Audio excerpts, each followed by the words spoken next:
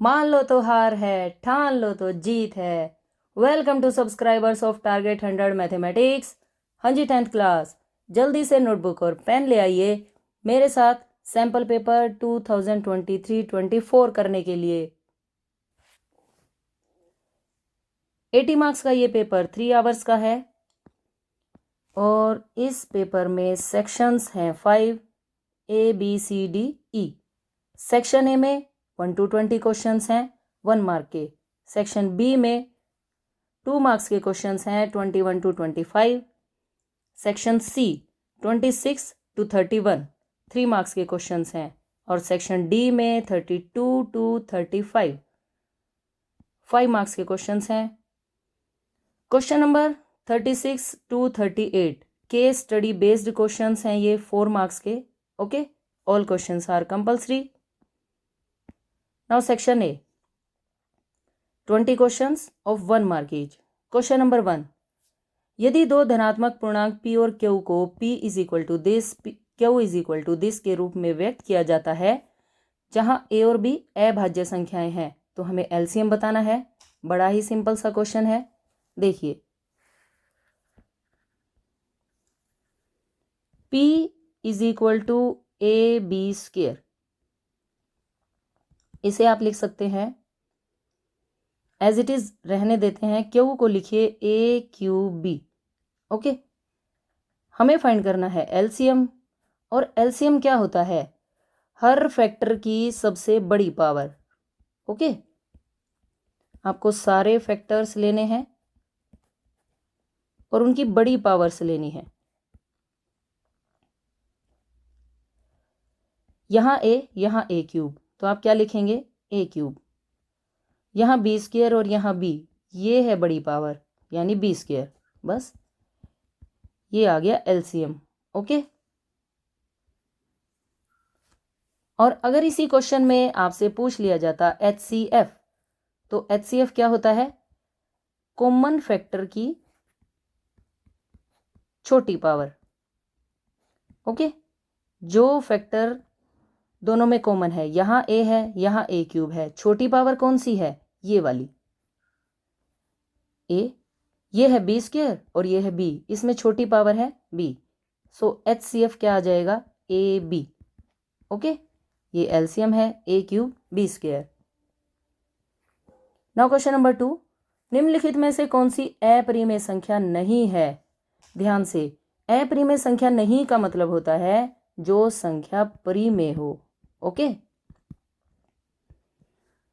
ये तो अपरिमेय है, √2, √3 भी अपरिमेय होता है। √8 को आप लिख सकते हैं 4 2 8। ये 4 √ से बाहर आकर 2 √2 बन जाएगा, और ये भी कैसी संख्या है? अपरिमेय। लेकिन 9 का √ कितना होता है? 3, और 3 + 2 होता है 5, और ये कैसी संख्या है? परिमेय, यानी C is correct answer. Now question number 3,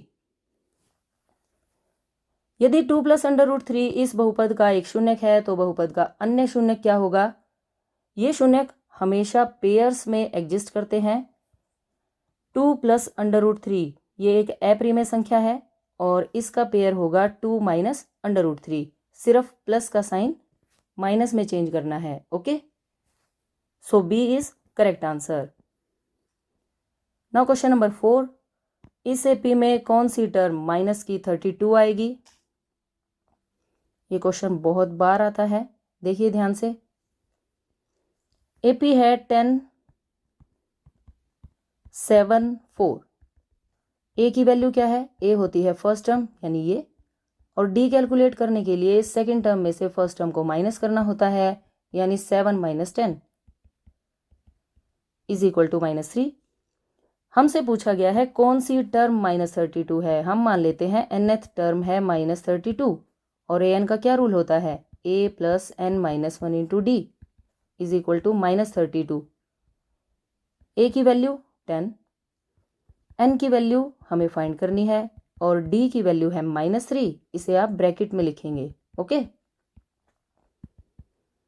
plus का 10 राइट साइड जाकर माइनस में चेंज हो जाएगा, और -32 - 10 की वैल्यू क्या होगी? -42।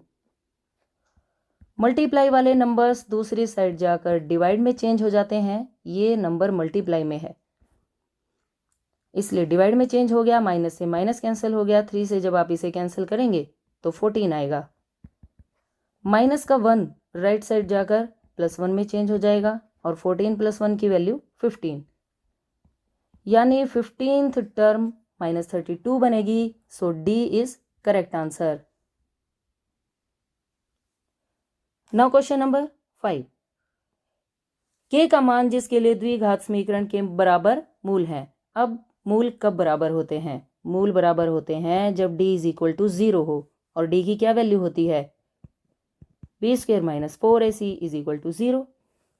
हमारे पास ये इक्वेशन है 2x² - kx + k = 0। यहाँ से a की वैल्यू, a होता है x² का कोफिशिएंट 2, b होता है x का कोफिशिएंट गुणांक, यानी b की वैल्यू -k और c की वैल्यू k। ये जो टर्म बच गई ये c। ये सभी वैल्यूज आपको यहाँ पुट करनी है। b का स्क्वायर मतलब -k का square, -4 as it is, a की वैल्यू 2, c की value k = 0।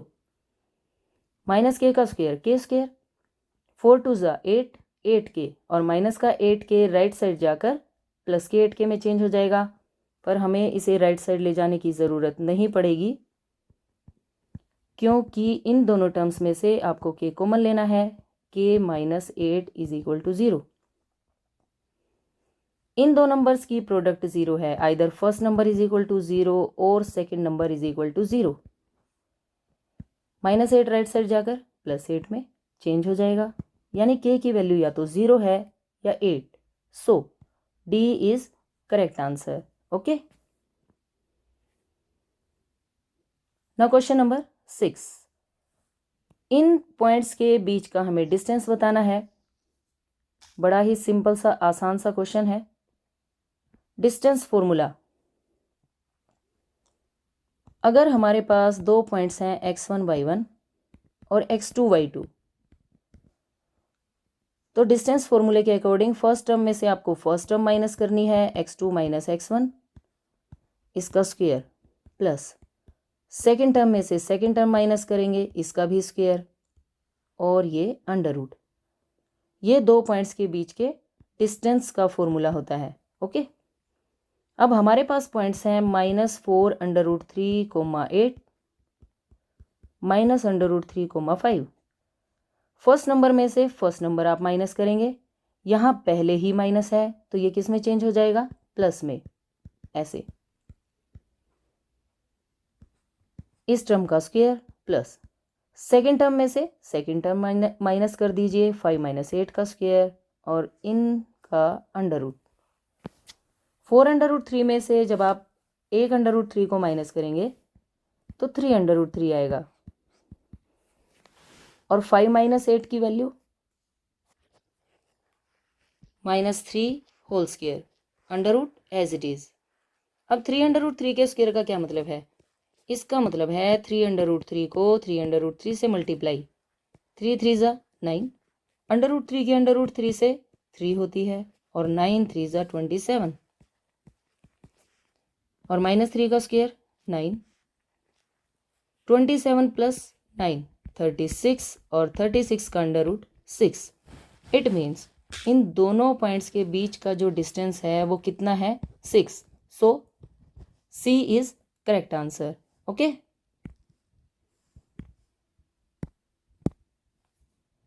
Now question number 7,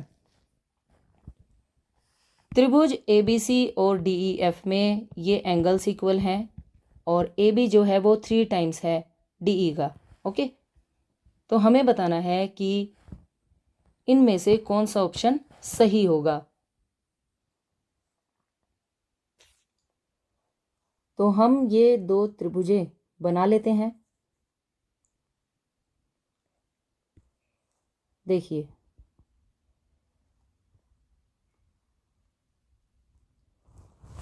एक त्रिभुज है ये, और एक त्रिभुज है ये।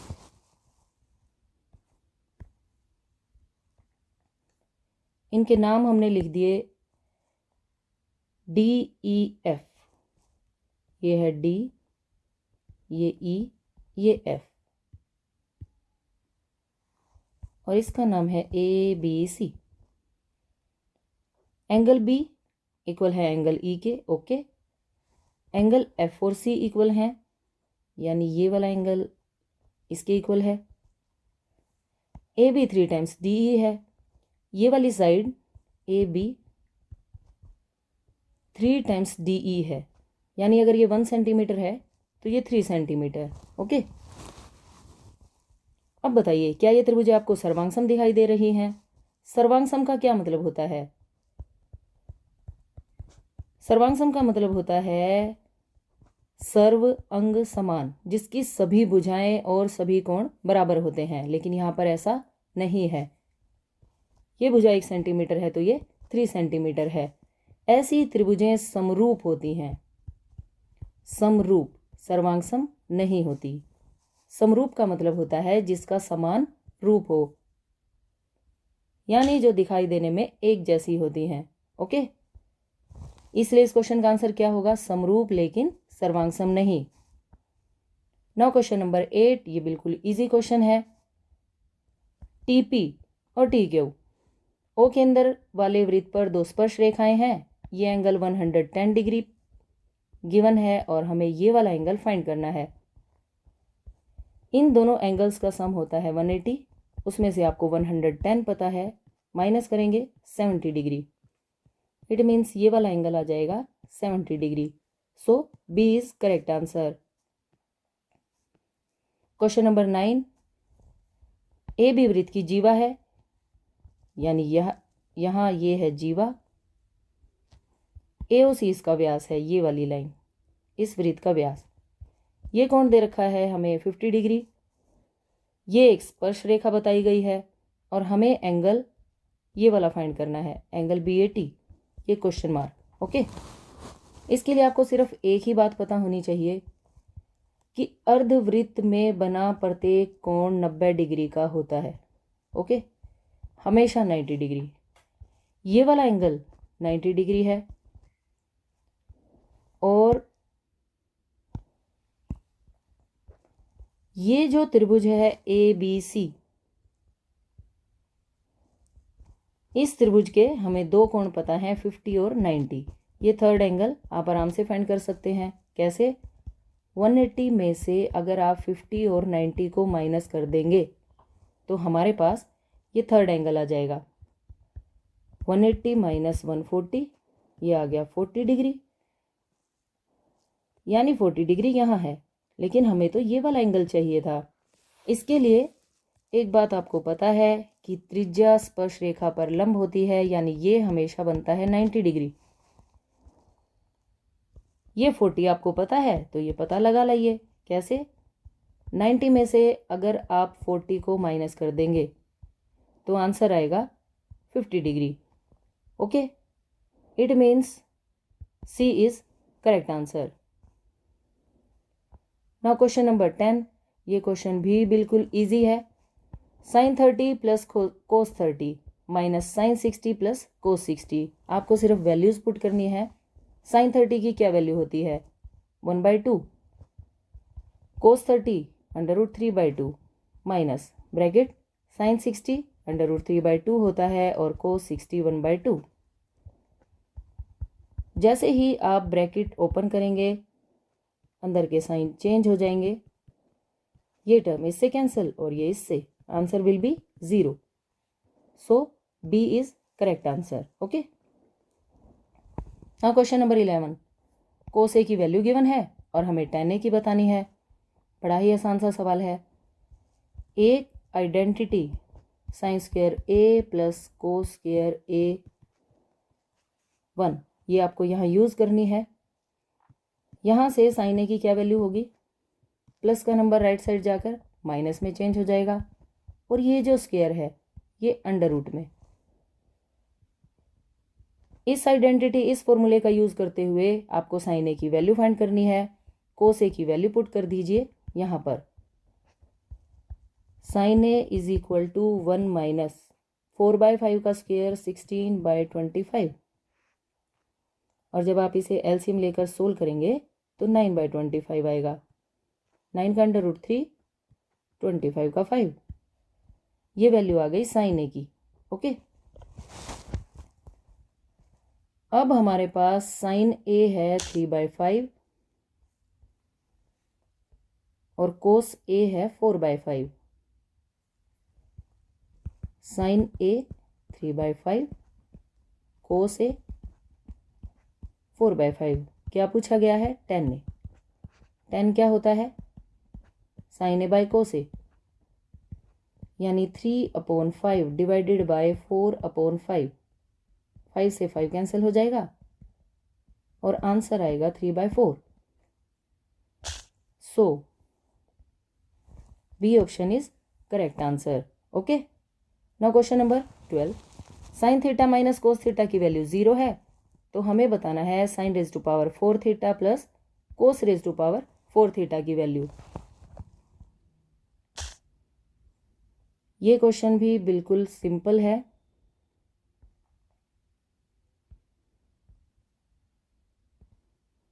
देखिए question number 12। Sine theta minus cos theta is equal to 0 होने का मतलब है sine theta is equal to cos theta, और जो टेबल है उसमें साइन और कोस कौन से एंगल पर बराबर होते हैं? 45 डिग्री पर। ओके, वैल्यू हमें फाइंड करनी है sine raise to power 4 theta plus cos raise to power 4 theta की। यहाँ आप थीटा के प्लेस पर 45 रख दीजिए और ये जो पावर 4 है इसे बाहर लिख दीजिए। Okay, similarly cos 45 raise to power 4। Sine 45 की वैल्यू क्या होती है? 1/√2 raise to power 4 plus 1/√2 raise to power 4। अब √2 को 4 टाइम्स मल्टीप्लाई करने का मतलब है ऐसे 4 बार लिखेंगे।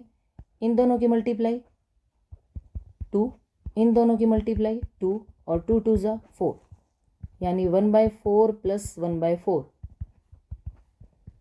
एलसीएम लेंगे 2/4, कैंसिल होकर 1/2। It means value will be 1/2। So answer will be this one. C is correct answer. Okay, now next question,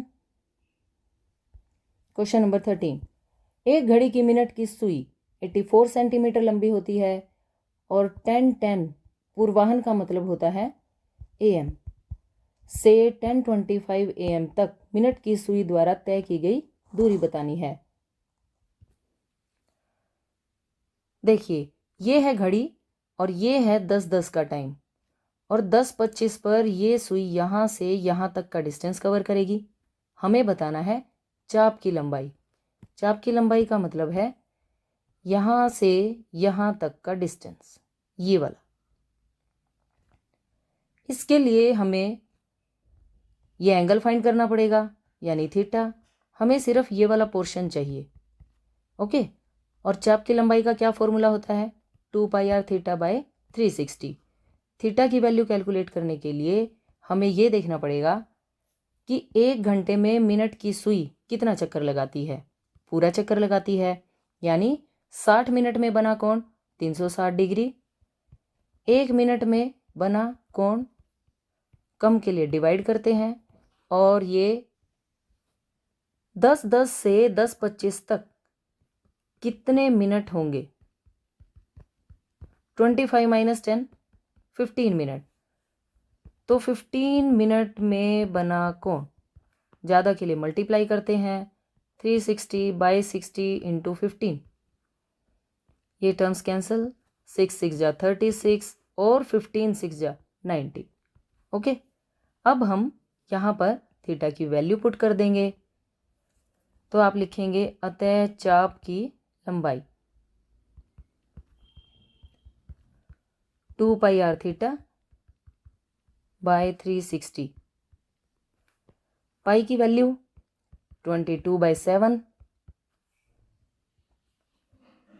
are के लिए आर क्या है? ये वाली त्रिज्या, और ये कितनी है? 84 सेंटीमीटर। ओके, 84, थीटा भी आप फाइंड करके आए हैं 90 डिवाइडेड बाय 360। इन्हें आप कैंसिल करेंगे, 9 4 ज़ा 36, 4 2 ज़ा 8, 4 1 ज़ा 4, 7 3 ज़ा 21, 2 इंटू 22 इंटू 3, इनके मल्टीप्लाई 132 सेंटीमीटर। ओके, लास्ट में आपको लिखना है अतः मिनट की सुई द्वारा तय की गई दूरी is equal to 132 centimetre. Okay, now question number 14। त्रिज्या r वाले एक वृत्त के कोण दिया गया है p डिग्री और हमें त्रिज्याखंड का क्षेत्रफल बताना है। त्रिज्याखंड के क्षेत्रफल का फॉर्मूला होता है पाई r square theta by 360 degree. Theta कितना है p, तो आप इस थीटा के प्लेस पर p लिखेंगे, पाई r square p divided by 360। अब देखिए यहाँ पर 2 पाई r है, रिजेक्ट। यहाँ पर है पाई r स्क्वायर, p भी है, लेकिन यहाँ 360 नहीं है, इसलिए ये वैल्यू भी रिजेक्ट हो जाएगी। यहाँ 2 पाई r रिजेक्ट हो गया। अब यहाँ है 2 पाई r स्क्वायर, लेकिन हमारे पास सिर्फ पाई r स्क्वायर है, यहाँ 2, तो हम क्या करते हैं, और यहाँ 720 भी है, 2 से आप 720 को कैंसिल कर दीजिए, 360 आएगा। और अब ये दोनों वैल्यूज़ बिल्कुल सेम हो गई, पाई r स्क्वायर p, और त्रिज्या यहाँ पर कैपिटल R यूज़ की गई है, तो आप यहाँ पर कैपिटल R लिखेंगे। ओके, तो अब ये दोनों वैल्यूज़ बिल्कुल इक्वल हैं, पाई r square p divided by 360। So D is correct answer. Okay, now question number 15। दो गोलों के आयतन का अनुपात गिवन है और हमें बताना है पृष्ठीय क्षेत्रफलों का अनुपात। ये क्वेश्चन बिल्कुल इजी है। गोलों के आयतन का क्या फॉर्मूला होता है, 4/3 पाई r क्यूब। लेकिन यहाँ पर दो गोले हैं, तो हमने एक की रेडियस कैपिटल R मान ली और एक की रेडियस मान ली स्मॉल r। ऐसे ये टर्म्स कैंसिल हो गई और इसे लिखा जा सकता है r/r होल क्यूब, और ये रेशो हमें गिवन है 64/27। ओके, 64 को आप किसका क्यूब लिख सकते हैं, 4 का, और 27 को 3 का। इस क्यूब को ऐसे लिखना बाहर। जब आप इन दोनों का कंपैरिजन करेंगे तो कैपिटल R की वैल्यू आ गई 4 और स्मॉल r की वैल्यू आ गई 3। ओके, अब हम इन दोनों का यूज़ करेंगे पृष्ठीय क्षेत्रफलों के अनुपात को फाइंड करने के लिए। पृष्ठीय क्षेत्रफल का क्या फॉर्मूला होता है, 4 पाई r स्क्वायर। अगेन पहले आप कैपिटल R लिखेंगे और स्मॉल r, यहाँ 4 पाई से 4 पाई कैंसिल, और r/r स्क्वायर, ये जो स्क्वायर है इसे आप सिंगल टाइम लिखिए यहाँ, और r/r की वैल्यू आप डायरेक्ट यूज़ करेंगे 4/3, 4/3 का स्क्वायर, 4 का स्क्वायर 16 और 3 का square 9। So ratio will be 16:9। Okay, so D is correct answer. Question number 16। यदि किन्हीं आंकड़ों का माध्यक और बहुलक क्रमशः 11 और 17 है तो हमें उनका माध्य ज्ञात करना है। माध्यक, माध्य और बहुलक में एक कनेक्शन होता है, एक फॉर्मूला होता है जो इन तीनों से बनता है। 3 टाइम्स माध्यक में से अगर आपने 2 टाइम्स माध्यक को माइनस कर दिया तो बहुलक आ जाएगा।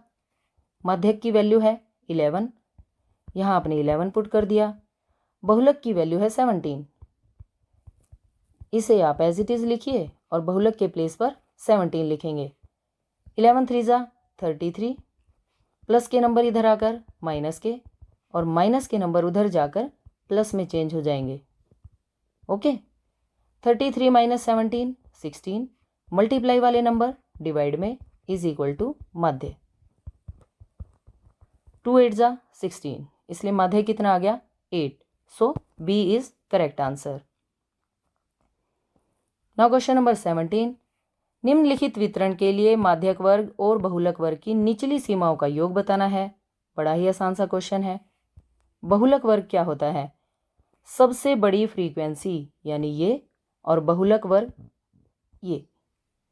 बहुलक वर्ग है 15 से 20। अब हमें फाइंड करना है माध्यक वर्ग। और माध्यक वर्ग कैसे फाइंड करते हैं? इसे आपको टेबल की फॉर्म में बनाना पड़ेगा। माध्यक के लिए आप ये डाटा ऐसे लिखेंगे: 5 to 10, 10 to 15, 20 से 25, 10, 15, 12, 20 और 9। हमें यहाँ पर CF यानी संचयी बारंबारता लिखनी होती है। First number as it is 15 + 10 25, 25 + 12 37, +20 करेंगे 57 और +9 करेंगे 66, और इसका सम भी 66 है, यानी n की वैल्यू 66। हमें इसका हाफ करना है। 66 का हाफ क्या होता है? 33। अब हमें CF में फाइंड करना है 33। 33 कहाँ होगा? 33 यहाँ, यानी ये लाइन हमारे काम की है। माध्यक के लिए ये है माध्यक वर्ग, यानी 10 to 15। माध्यक वर्ग हमें मिला 10 to 15। हमें इनकी निचली सीमाओं का योग बताना है। निचली सीमाएं हैं 15 और 10, और इन दोनों का सम कितना हो जाएगा? 25। सो B is correct answer. Now question number 18, निम्नलिखित में से कौन सी घटना की प्रायिकता नहीं हो सकती? प्रायिकता हमेशा 0 और 1 के बीच में लाई करती है, हमेशा याद रखना। 0.2/3 का मतलब है यहाँ जब आप डेसिमल हटाएंगे 2/10 × 3 यानी 2/30, ये वैल्यू 1 से कम है, ये भी प्रायिकता हो सकती है। 35% क्या होता है? ये नंबर भी 1 से कम है। 1/0.1 को देखिए, इसका डेसिमल आप हटाएंगे 1/10 बनेगा, और जब भी डिवाइड के नीचे डिवाइड हो तो रेसिप्रोकल हो जाता है, यानी 10 आ जाएगा यहाँ, और प्रायिकता कितनी बनी? 10। ये गलत बात है। प्रायिकता कभी भी 10 नहीं हो सकती, 1 से अधिक तो हो ही नहीं सकती। सो answer will B C। Now question number 19 और 20 अभिकथन और तर्क यानी असर्शन और रीजन के क्वेश्चन है। हमारे पास ये 4 ऑप्शन है A, B, C, D। Okay, इनमें से एक ऑप्शन सही होगा। अगर दोनों सही हैं और तर्क उस A की सही व्याख्या करता है तो आप A को टिक करेंगे, और अगर दोनों सही हैं लेकिन उसकी व्याख्या सही नहीं है तब आपने B टिक करना है। अगर A ठीक हो, R गलत हो तो C टिक होगा, और अगर A गलत है लेकिन R सही है तब D को टिक करना है। ओके, तो अब देखिए क्वेश्चन 19, 2 एक परिमेय संख्या का उदाहरण है। ये बात तो बिल्कुल सही है, 2 को लिखा जा सकता है 2/1। ओके, रीजन देखिए, सभी धनात्मक पूर्णांकों के वर्गमूल अपरिमेय संख्याएं होती हैं, ये तो गलत बात है। अगर आपने 2 का वर्गमूल किया तो अपरिमेय संख्या आएगी, 3 का किया तो भी आएगी, लेकिन अगर आप 4 का वर्गमूल करेंगे तो कितना आएगा? 2, जो कैसी संख्या है? परिमेय संख्या। ओके, यानी R क्या है? गलत। इट मीन्स A सही है, R गलत। A सही है, R गलत। सो C इज करेक्ट आंसर। 19 का क्या आंसर हो जाएगा? C। नाउ क्वेश्चन नंबर 20, ये पॉइंट y अक्ष पर स्थित है। तो देखिए 0, 4, अगर आप एक्सिस ऐसे बनाते हैं, ये x एक्सिस है, ये y एक्सिस है। 0, 4 का क्या मतलब है? x की वैल्यू 0 और y की वैल्यू 4। मान लीजिए 4 यहाँ पर है तो ये पॉइंट है 0, 4। क्या ये y अक्ष पर है? हाँ जी बिल्कुल, ये y अक्ष पर है, यानी ये बात तो सही है। इसका रीजन देखिए, y अक्ष पर किसी भी बिंदु का x निर्देशांक 0 होता है, ये बात भी बिल्कुल सही है। इस पूरी एक्सिस पर x की वैल्यू हमेशा 0 रहेगी। ओके, और एक्स एक्सिस पर y की वैल्यू हमेशा 0 रहेगी। इसलिए ये तर्क इस अभिकथन की बिल्कुल सही व्याख्या है। ओके, ऑप्शन क्या लगेगा? ए और आर दोनों सही हैं और आर अभिकथन ए की सही व्याख्या करता है, यानी ए। सो 20th क्वेश्चन का आंसर क्या बनेगा? ए। ओके, और इसी के साथ हमने ये पहला सेक्शन कंप्लीट कर लिया है। मुझे उम्मीद है कि सभी क्वेश्चंस आपको अच्छी तरह समझ आ गए होंगे। चैनल को सब्सक्राइब करें, लाइक करें, वीडियो को ज़्यादा से ज़्यादा शेयर करें। बाकी के सेक्शंस हम नेक्स्ट वीडियो में करेंगे। तब तक अपना ख्याल रखें और खूब सारी प्रैक्टिस करें। Bye bye, take care.